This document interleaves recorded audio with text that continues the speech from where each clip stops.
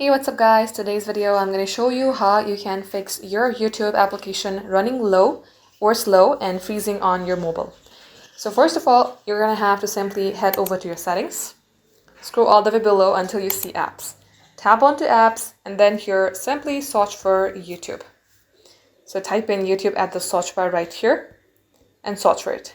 As soon as you see your YouTube application, you're going to have to simply open it. And once done, scroll below, tap on storage. Here, simply clear the cache. I would also recommend you to clear the data. As you clear the data, it will require you to re-log into your YouTube account, maybe from your Google account. So tap on clear data, then select delete. Now as you do that, you're going to have to restart your device and then make sure that your Wi-Fi connection is stronger, because at times if you have an unstable Wi-Fi connection, YouTube might not run properly. So once you have made that sure, you may go ahead, launch your YouTube, and it will fix your problem. Thank you for watching.